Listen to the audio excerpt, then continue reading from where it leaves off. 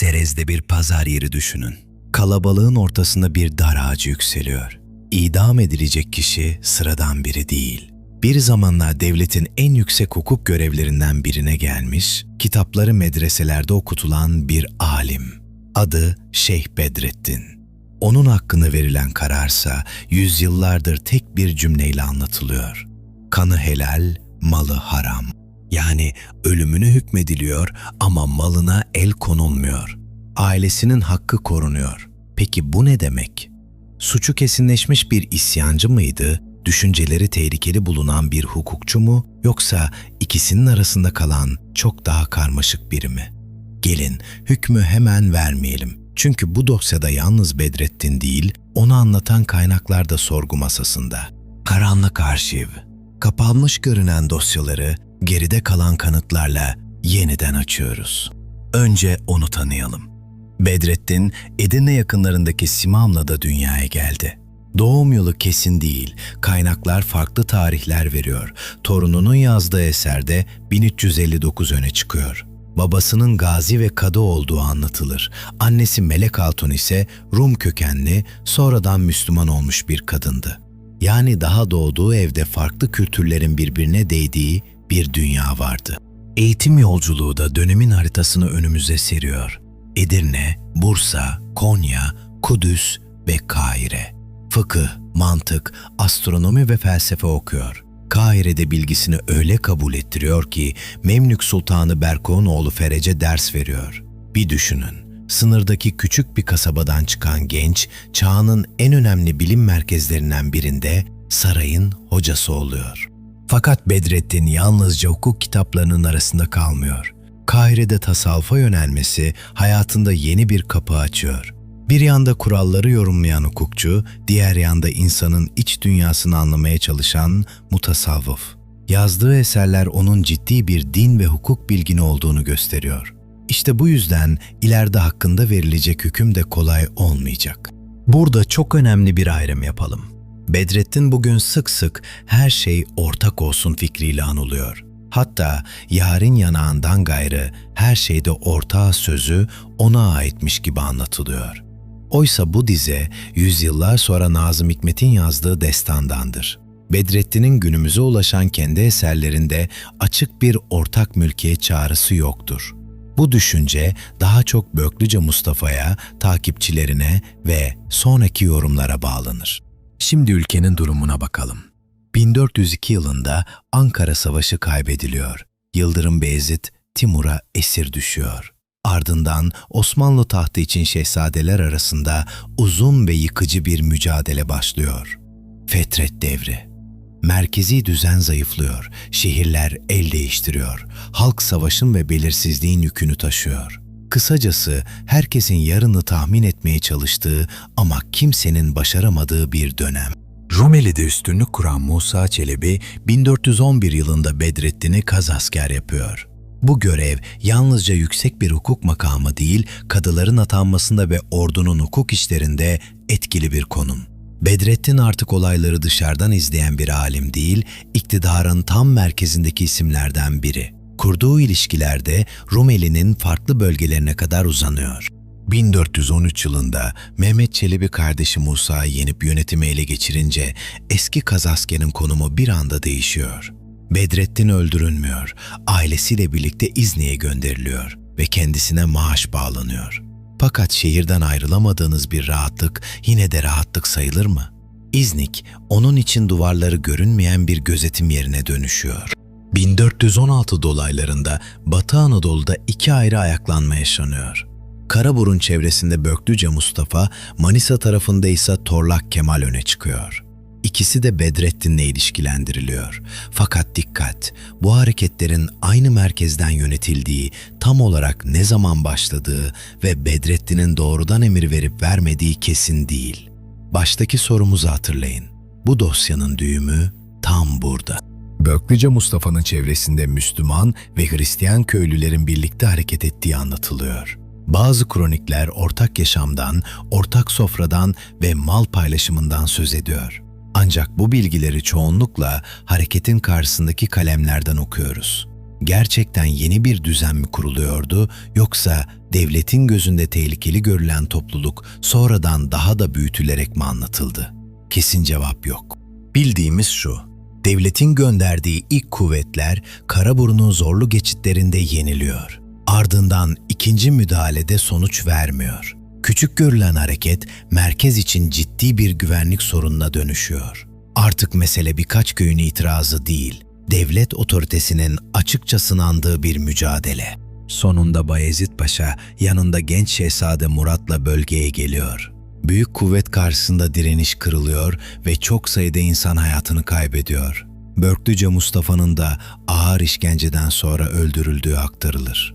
Kroniklerde ona İriş Dede Sultan, İriş sözü yakıştırılır. Yani yetiş Dede Sultan. Bu cümlenin gerçekten söylenip söylenmediğini bilmiyoruz. Bildiğimiz, geride büyük bir acı kaldı. Manisa çevresindeki Torlak Kemal hareketi de bastırılıyor ve Torlak Kemal idam ediliyor. Fakat iki ayaklanmanın birbiriyle ne kadar bağlantılı olduğu hala tartışmalı. Aynı dönemin öfkesiyle doğmuş ayrı hareketler mi, ortak bir planın parçaları mıydı? Kaynaklar bize net bir çizgi değil, üst üste binmiş gölgeler bırakıyor. Tam bu sırada Bedrettin İznik'ten ayrılıyor. Önce Kastamonu ve Sinop tarafına, ardından deniz yoluyla Rumeli'ye geçtiği anlatılıyor. Son durağı Deli Orman, bugünkü Bulgaristan'ın ormanlık bölgesi. Burada eski çevresinden insanlarla buluşuyor, destek toplamaya çalışıyor. İznik'teki görünmez duvarları hatırlıyor musunuz? Bedrettin o duvarları aşıyor ama kendisini çok daha dar bir çemberin içinde buluyor. Osmanlı kuvvetleri bölgeye yaklaşırken Bedrettin yakalanıyor. Bazı anlatılarda çevresine sızan kişilerin ihaneti öne çıkar. Ayrıntılar kesin değildir. Serez'e Sultan Mehmet'in bulunduğu yere götürülüyor ve şimdi pazar yerindeki dar ağacına yeniden yaklaşıyoruz. Ama önce çözülmesi gereken bir sorun var. Böyle tanınmış bir hukukçu hangi hükümle idam edilecek? Bedrettin sıradan bir sanık değil, karşısındaki hukuk dilini en az yargılayanlar kadar iyi biliyor. Kaynaklara göre alimlerden oluşan bir kurul onun durumunu değerlendiriyor. Mesele yalnızca ne düşündüğü değil, hükümdara karşı ayaklanma içinde sayılıp sayılmayacağı. Sonunda Mevlana Haydar Acemi'nin açıklamasıyla idam kararı veriliyor. Bu karar, sonradan meşhur olan kanı helal, malı haram sözüyle özetleniyor. Buradaki anlam şu: İsyan gerekçesiyle ölüm cezası veriliyor fakat malı müsaade edilmiyor. Ailesinin hakkı korunuyor. Bu, devletin Bedrettin'i haklı bulduğu anlamına gelmez. Sadece hukuki hükmün can ile mal arasında ayrı kurulduğunu gösterir. Küçük bir ayrım gibi duruyor ama dosyanın en çok yanlış anlatılan yerlerinden biri bu. Şeyh Bedrettin Serez'de idam ediliyor. Tarih konusunda bile kaynaklar aynı şeyi söylemiyor. Bazıları 1416'yı, bazıları 1420'yi verir. Gün ve yıl tartışmalı olsa da son değişmiyor. Bir zamanların Kaz askeri bir pazar yerinde hayatını kaybediyor ve Serez'e gömülüyor. Burada bir an duralım. Çünkü karşımızda siyasi çatışmaların sonunda alınmış bir insan hayatı var. Şimdi başta bıraktığımız soruya dönelim. Börklüce ve Torlak'ın ayaklanmalarını Bedrettin mi yönetti? Osmanlı kroniklerinin önemli bir bölümü onu hareketin merkezine yerleştiriyor. Fakat Bedrettin'in kendi eserlerinde açık bir isyan çağrısı bulunmuyor. Üstelik olayların bağlantısını anlatan kayıtlar hem geç hem de taraflı olabiliyor. Bu yüzden dürüst cevap şu: kesin olarak bilmiyoruz.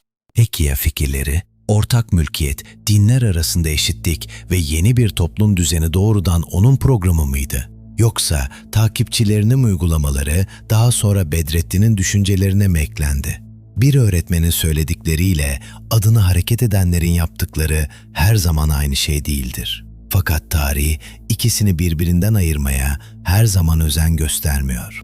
Onu tehlikeli kılan şey belki tek bir cümle değil, sahip olduğu konumdu. Hukuku biliyordu, yönetimde görev yapmıştı, Rumeli'de ilişkileri vardı ve siyasi düzenin en zayıf dönemine tanıklık etmişti. Yani hem kitabın dilini hem meydanın sesini tanıyordu. Devletin gözünde böyle bir isim yalnızca fikir üreten biri mi kalır, yoksa henüz harekete geçmeden bile siyasi bir ihtimale mi dönüşür?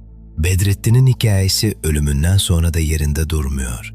1924 yılında Türkiye ile Yunanistan arasındaki nüfus mübadelesi sırasında Serez'deki mezarından çıkarılan kemikleri İstanbul'a getiriliyor. Ama yeni bir sorun ortaya çıkıyor. Nereye defnedilecek? Kalıntılar yıllarca farklı yerlerde korunuyor. Bir süre müze deposunda bekletiliyor. Bu bekleyiş tam 37 yıl sürüyor. Düşünsenize, bir zamanlar devlet düzenine karşı tehdit sayılan Bedrettin, bugün padişahların ve devlet adamlarının bulunduğu bir türbe bahçesinde yatıyor. Bedrettin'in adı halk anlatılarında, araştırmalarda ve edebiyatta yaşamaya devam etti. Nazım Hikmet 1936 yılında yayımlanan Simamne Kadısı oğlu Şeyh Bedrettin destanı ile onu modern Türkiye'nin hafızasına yeniden taşıdı. Biraz önce sözünü ettiğimiz Yarın Yanağından Gayrı dizesi de işte bu eserin dünyasına aittir. 15. yüzyıldan kalmış doğrudan bir Bedrettin sözü değildir. Bugün önümüzde en az 3 Bedrettin portresi var. Devlete baş kaldıran siyasi önder, eşitlikçi düşüncenin öncüsü ve siyasi mücadelenin içine çekilmiş bir mutasavvıf alim. Hangisi gerçek? Belki hiçbiri tek başına yeterli değil. Çünkü tarihi kişiler sonradan üzerlerine giydirilen kahraman ya da hain kıyafetlerinden çoğu zaman daha karmaşıktır. Elimizde kalanlar şunlar: ciddi hukuk eserleri, çoğu devlet çevresinde yazılmış kronikler, takipçilerine ait olduğu düşünülen hareketler, tarihi bile tartışmalı bir idam ve yüzyıllar sonra büyüyen bir efsane. Şimdi Serez'deki o ilk sahneye son kez dönelim. Dar ağacının önündeki kişi yalnızca bir sanık değildi, alimdi, eski bir devlet görevlisiydi ve hakkında anlatılanlar kendi sesinden çok daha uzun yaşadı. Sizce onu dar ağacına götüren asıl şey neydi? Yaptıkları mı? Yapabileceğinden korkulanlar mı? Yoksa başkalarının onun adına yaptıkları mı? Kararı size bırakalım. Şeyh Bedrettin bir isyancı mıydı, fikirleri sonradan yeniden kurulmuş bir alim mi, yoksa bu iki tanımın arasına sığmayan biri mi? Görüşünüzü ve gerekçenizi yorumlarda yazın. Bu dosyayı birlikte tartışalım.